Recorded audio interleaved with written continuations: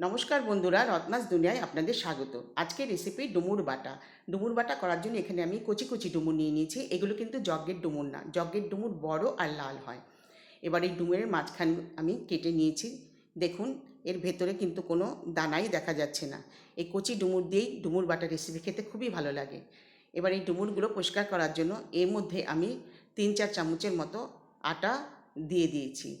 আটা দেওয়ার কারণ, এই আটা দিয়ে ডুমুরগুলোকে কচলে নিতে হবে। তাতে কি হয়, ডুমুরের যত কালো দাগ, ধুলো, ময়লা, বালি সব পরিষ্কার হয়ে যাবে। ডুমুর খুব উপকারী একটা সবজি, ফলও বলতে পারেন। এর গুণের শেষ নেই।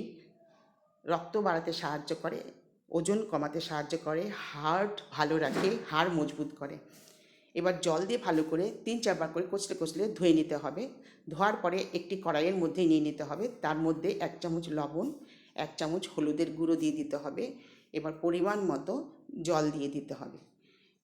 জল দেওয়ার পরে এবার ঢাকা দিয়ে মিডিয়াম হিটে 4-5 মিনিট ডুমুরগুলোকে সেদ্ধ করে নিতে হবে। সেদ্ধ করার পরে জল থেকে তুলে জল ঝরিয়ে নিতে হবে, আর দেখে নিতে হবে ডুমুরটা এরকম সেদ্ধ হয়েছে কিনা। এবার এর জন্য একটা শুকনো খোলায় মশলা বানিয়ে নিতে হবে। একটি কড়াইয়ের মধ্যে 1 চামচ কালো জিরে দিয়ে দেবেন, তাতে দিয়ে দেবেন 2টো শুকনো লঙ্কা আর 10টা রসুনের কোয়া। এবার শুকনো খোলায় নেড়ে চেড়ে ভেজে নেবেন 3-4 মিনিট ধরে। তেল ছাড়াই এটা ভাজতে হবে। 3-4 মিনিট ভাজার পরে ঠান্ডা করে নিতে হবে। এবার সেই ডুমুরগুলো ঠান্ডা করে মিক্সি জারে নিয়ে নিতে হবে। তার মধ্যে এবার সেই শুকনো খোলায় ভেজে রাখা শুকনো লঙ্কা, কালো জিরে আর রসুনগুলো দিয়ে দিতে হবে। আর দিয়ে দিতে হবে 2-3টে কাঁচা লঙ্কা, যে যেরকম ঝাল খান দেবেন। স্বাদ অনুসারে লবণ দিয়ে দেবেন, স্বাদ অনুসারে মিষ্টি দিয়ে দেবেন, আর কিছুটা ধনেপাতা দিয়ে দেবেন। দিয়ে এবার জল ছাড়াই মিক্সি জার চালিয়ে একটা মিহি পেস্ট বানিয়ে নেবেন। দেখুন বন্ধুরা, পেস্টটা অনেকটা এরকম হবে, একটু মিহি মতো বেটে নিতে হবে। এবার গ্যাসের চুলায় একটি কড়াই বসিয়ে তার মধ্যে 1 চামচ সর্ষের তেল দেবেন। তেলটা যখন গরম হয়ে আসবে তখন তার মধ্যে সেই বেটে রাখা ডুমুরের পেস্টটা দিয়ে দেবেন।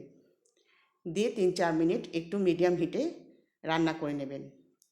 3-4 মিনিট পরে যখন ডুমুরের রসটা অনেকটা শুকিয়ে আসবে তখন ডুমুরটাকে নামিয়ে নেবেন। এরকম হয়ে আসলে তখন নামিয়ে গরম গরম ভাতের সাথে পরিবেশন করে দেবেন। ডুমুর বাটা কিন্তু গরম গরম ভাতের সাথে খেতে কিন্তু দারুণ লাগে।